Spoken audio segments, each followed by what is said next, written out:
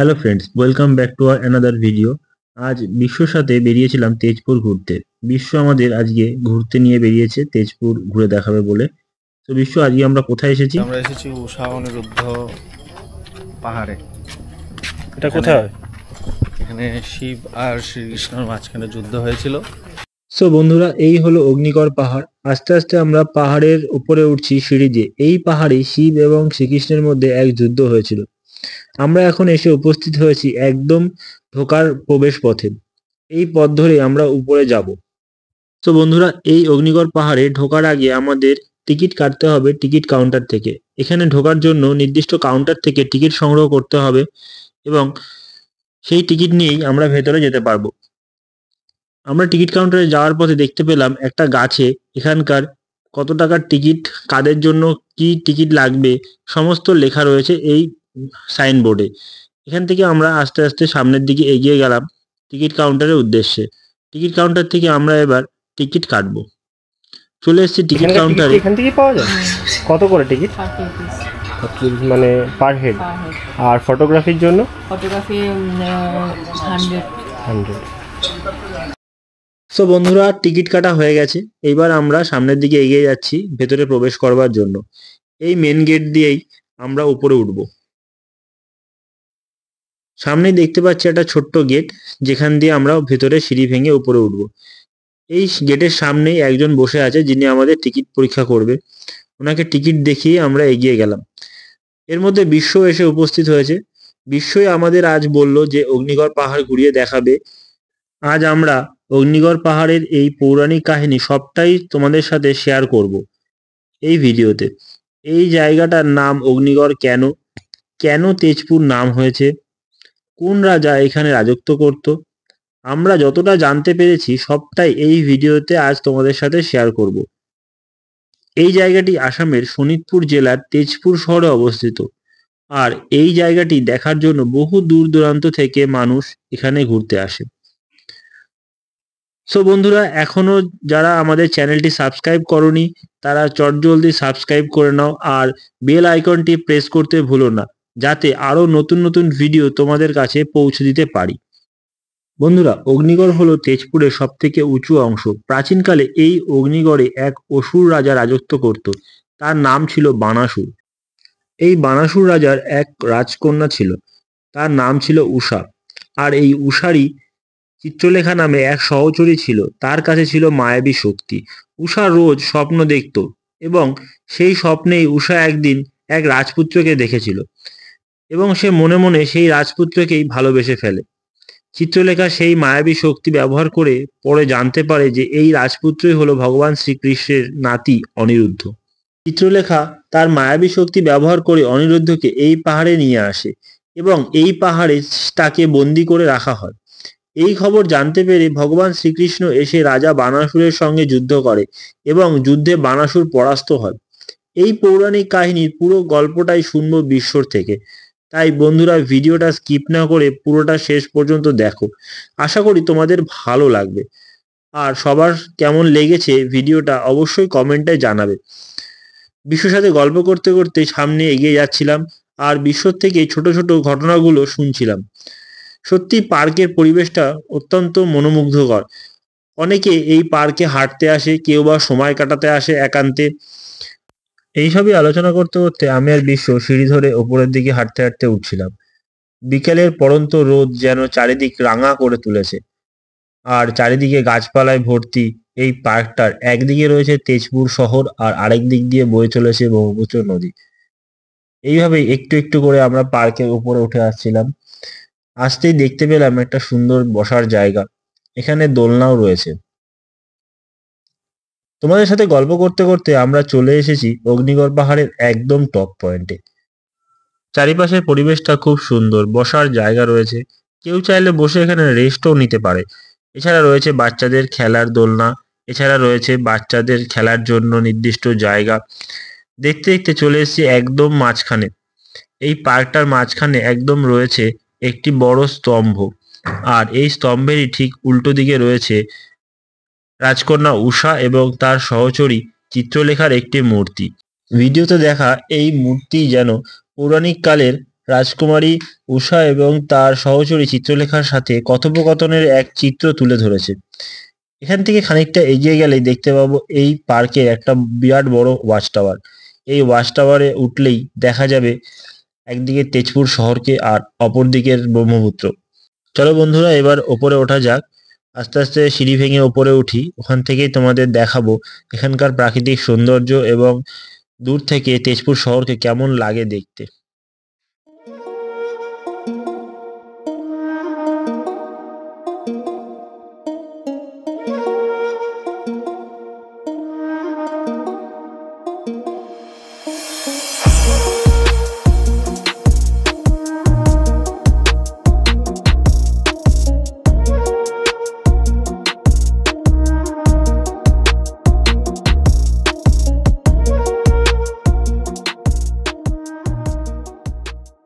বেশ কতগুলো সিঁড়ি পেরিয়ে আমরা অবশেষে পৌঁছে গিয়েছিলাম ওয়াচ টাওয়ারের একদম ওপরে।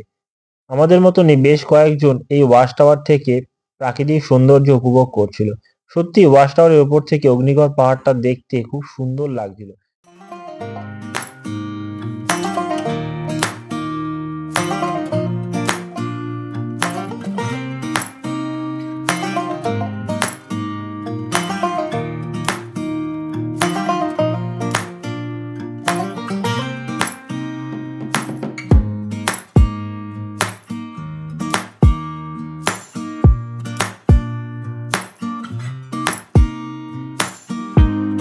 ওয়াচ টাওয়ারের উপর থেকে সম্পূর্ণ অগ্নিগড় পাহাড়টাকে খুব ভালোভাবে দেখা যাচ্ছিল। আর দেখা যাচ্ছিল দূরে নীল দিগন্ত আর নিচ দিয়ে বয়ে যাওয়া ব্রহ্মপুত্রকে। আর একই সঙ্গে ঠিক উল্টো দিকে দেখা যাচ্ছিল তেজপুর শহরটা। ওয়াচ টাওয়ার থেকে নেমে আমি আর বিশ্ব চলে গেছিলাম পার্কের অপর প্রান্তে, যেখানে রয়েছে অগ্নিগড়ের মূল আকর্ষণ।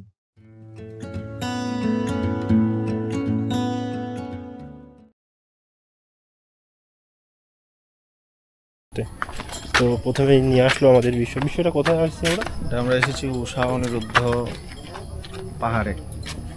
এটা কোথায় হয়? এখানে শিব আর শ্রীকৃষ্ণর মাঝখানে যুদ্ধ হয়েছিল। উষা ছিল বান রাজার মেয়ে, আর বান রাজা ছিল শিব ভক্ত, আর বান রাজা অসুরের বংশ ছিল। তো উষার প্রেম হয়েছিল অনিরুদ্ধের সাথে। ও স্বপ্নে দেখেছিল অনিরুদ্ধকে। তারপরে ওর খবর লাগানোর পর জানা গেল যে ও একজন রাজকুমার আর কৃষ্ণর নাতি শ্রীকৃষ্ণ। তারপর ওর সাথে ওরা লুকিয়ে বিয়ে করে। বিয়ে করার পর অনিরুদ্ধকে বান রাজায়, যেহেতু শ্রীকৃষ্ণ ছিল বান রাজার এক শত্রু, তো অনিরুদ্ধকে বন্দি করে নেয় বান রাজায়। বন্দি করার পর শ্রীকৃষ্ণ খেপে যায়।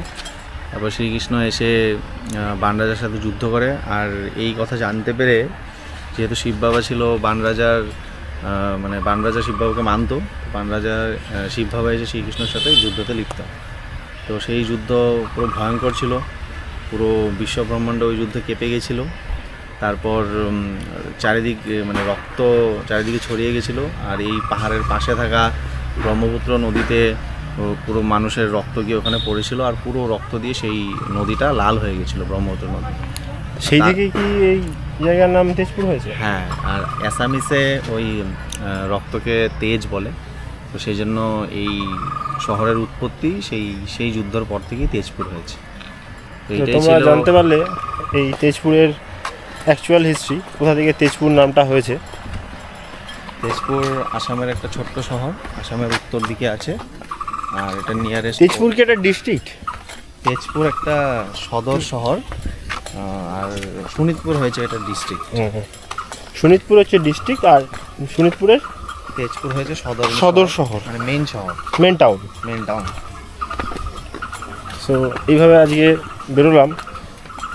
এর আগেও তেজপুর এসেছি, কিন্তু তেজপুরকে ঠিকভাবে ঘুরে দেখিনি। তো আজকে বিশ্বকে নিয়ে বেরিয়ে পড়লাম তেজপুরকে এক্সপ্লোর করতে, তেজপুর সম্পর্কে জানতে। এই হচ্ছে সেই শিব বাবাকে কিভাবে প্রতিচ্ছবি আরাধনা করছে, ওই একটা মিনিয়েচার তৈরি করা আছে এখানে। বান রাজা যে শিব ভক্ত ছিল, সেই শিব ভক্তের একটা ছোট্ট মিনিয়েচার বানিয়েছে।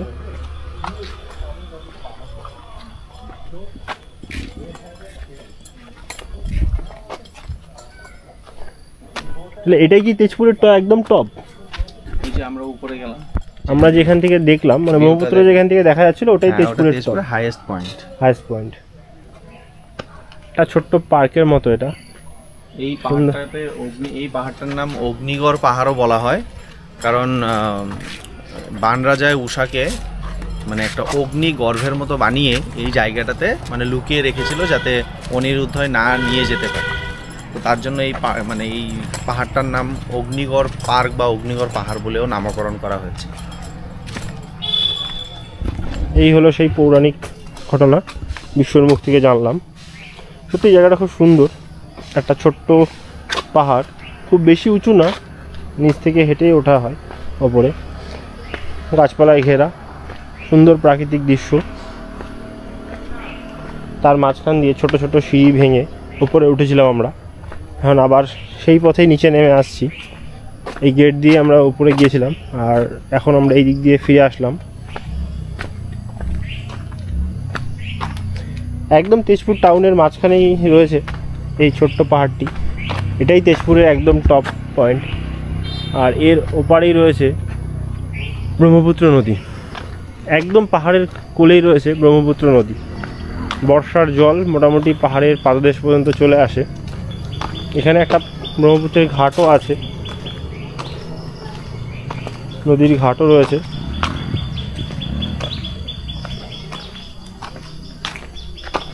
ওই দূরে দেখা যাচ্ছে ব্রহ্মপুত্র, এই একদমই পাহাড়ের ওপারেই হচ্ছে ব্রহ্মপুত্র রয়েছে। আর এই রাস্তা ধরে আমরা উপরে উঠেছিলাম। সুন্দর জায়গাটা। এবার দেখা যাক বিশ্ব আমাদের কোথায় নিয়ে যায়, নেক্সট ডেস্টিনেশন আমাদের কোথায়। তো তোমরাও তেজপুরে এলে অবশ্যই এই জায়গাটা দেখো, খুব সুন্দর লাগবে। এটা কটা পর্যন্ত খোলা থাকে? 6টা অবধি, 30 টাকা করে টিকিট। আর এই যুদ্ধটা অনেক দিন চলে, তারপর যুদ্ধ শেষই হচ্ছিল না, চারিদিক রক্ত ছড়িয়ে গেছিল, কিন্তু অন্তত সব দেবদেবতার রিকোয়েস্টে ওই ব্রহ্মা এসে দুজনের মাঝখানে এই যুদ্ধটা থামায়।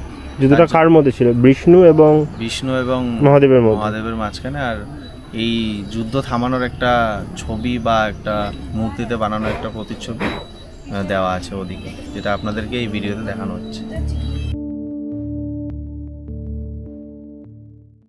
সম্পূর্ণ অগ্নিগড় পাহাড়টা পরিদর্শন করা হয়ে গেছে, এইবার আমাদের নিচে নামার পালা। এতক্ষণ খুব সুন্দরভাবে ঘুরে দেখলাম এই পার্কটা, সত্যি খুব সুন্দর ভিতরের পরিবেশ। আর ভিতরের জায়গাগুলো, কিছু কিছু জায়গা রয়েছে যে জায়গাগুলো সত্যি দেখার মতো। এখানে যে পৌরাণিক ঘটনা তোমাদের সাথে শেয়ার করলাম, সেই পৌরাণিক ঘটনাকে কেন্দ্র করেই কিছু কিছু মূর্তি স্থাপন করা হয়েছে এবং কিছু কিছু সিনারি তুলে ধরা হয়েছে এই পার্কের বিভিন্ন জায়গায়, যাতে করে মানুষ যারা ঘুরতে আসছে তারা অবশ্যই বুঝতে পারে যে এখানকার পৌরাণিক ইতিহাস। সবার পক্ষে জানা সম্ভব না, তাই এখানে ছোট ছোট করে তুলে ধরা হয়েছে এবং তার নিচে একটা করে ফলক দেওয়া আছে যেখানে লেখা আছে এই অগ্নিগড় পাহাড়ের পৌরাণিক কাহিনী।